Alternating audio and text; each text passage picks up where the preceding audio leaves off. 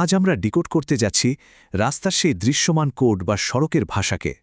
এই ভাষাটি কিন্তু শুধু চালকদের জন্য নয়, পথচারী হিসেবে আমাদের সবার জন্যই সমানভাবে গুরুত্বপূর্ণ।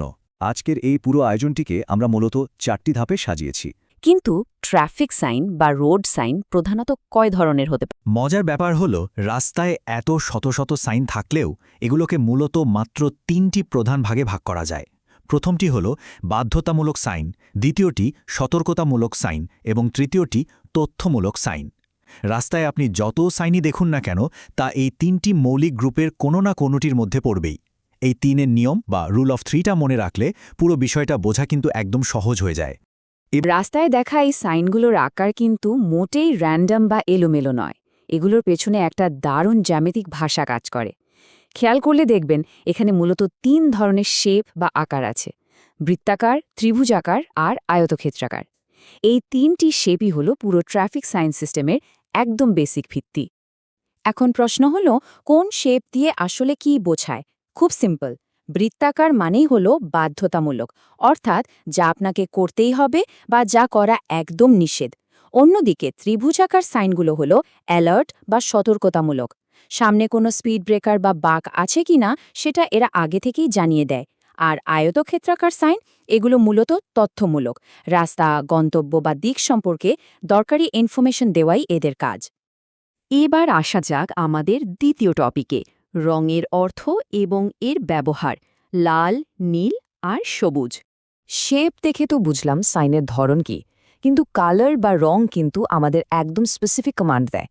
যেমন ধরুন এই দুটি বৃত্তাকার সাইনের কথা। আমরা জানি বৃত্ত মানেই বাধ্যতামূলক, কিন্তু লাল রঙের বৃত্ত মানে হলো কঠোর নিষেধ, অর্থাৎ এই কাজটা করা যাবেই না। আর যদি বৃত্তটা নীল রঙের হয়, তার মানে হলো কাজটা অবশ্যই করতে হবে। পার্থক্যটা দেখছেন? শেপ এক হলেও শুধু রঙের কারণে মেসেজটা পুরো বদলে গেল।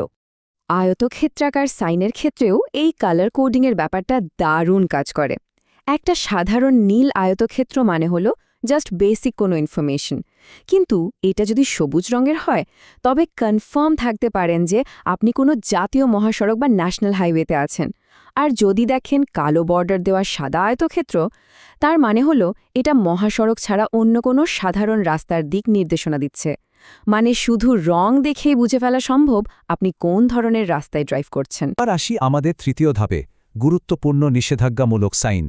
এখানে আমরা সেই লাল সাইনগুলোর দিকে ফোকাস করব যেগুলো কঠোর নিষেধাজ্ঞা আরোপ করে এবং যেগুলোতে আমাদের তাৎক্ষণিক মনোযোগ দেয়া প্রয়োজন। এই অংশটা কিন্তু বেশ ইন্টারেস্টিং। ইউটার্ন নিষেধ লেখা লাল বৃত্তাকার সাইনটি এবং থামুন বা স্টপ সাইন দুটোই পাশাপাশি খেয়াল করুন। উভয় ক্ষেত্রেই এই লাল রঙের কড়া ব্যবহার একটা পরিষ্কার বার্তা দেয় যে এখানে কোনোভাবেই ছাড় দেওয়া হবে না। এই নির্দেশগুলো অমান্য করাটা যে শুধু বেআইনি তাই নয়, এটা রীতিমতো মারাত্মক দুর্ঘটনার কারণ হতে পারে। আর এই উল্টানো লাল ত্রিভুজটা, এটি একটি অত্যন্ত গুরুত্বপূর্ণ সতর্কতামূলক সাইন, যার অর্থ হল রাস্তা দিন বা ইল্ড। যখন কোনো চালক এই সাইনটি দেখেন, তার মানে হল ওই মোড়ে অন্য দিক থেকে আসা গাড়িগুলোকে আগে যাওয়ার সুযোগ বা রাইট অফ ওয়ে দিতে হবে। ট্রাফিক জ্যাম কমানো এবং সংঘর্ষ এড়াতে এর কোনো বিকল্প নেই। আবার কিছু নিষেধাজ্ঞা থাকে সবার জন্য আর কিছু নির্দিষ্ট যানবাহনের জন্য। যেমন ধরুন, সলিড লাল বৃত্তের মাঝে সাদা দাগ দেওয়া নো এন্ট্রি সাইনটি সব ধরনের গাড়ির জন্যই প্রযোজ্য। কিন্তু এর পাশেই দেখুন লাল বৃত্তের মাঝে একটি ট্রাকের ছবি দিয়ে আড়াআড়ি দাগ দেওয়া, এর মানে শুধু ট্রাক চলাচল নিষেধ।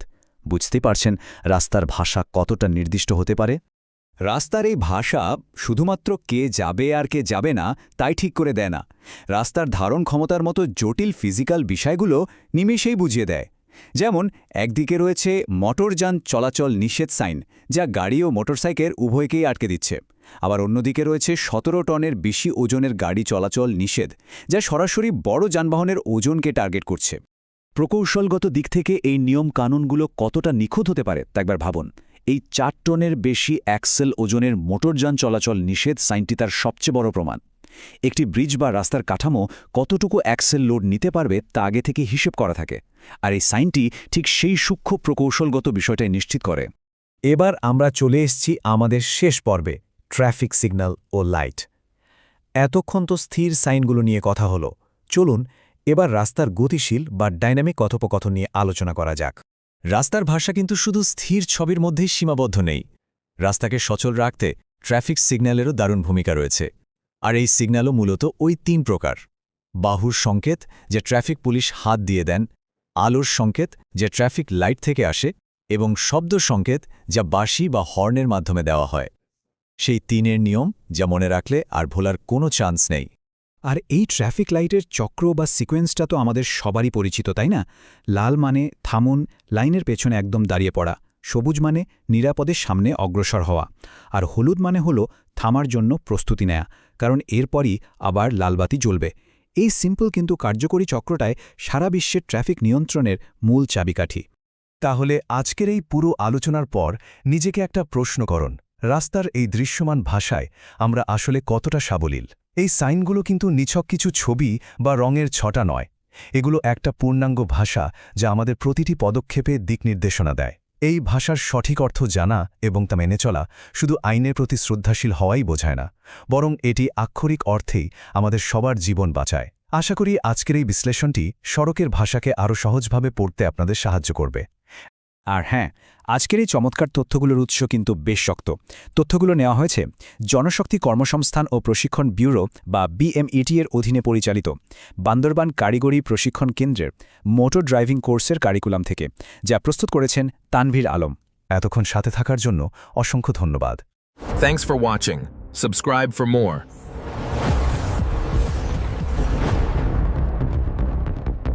Please like, comment, and share.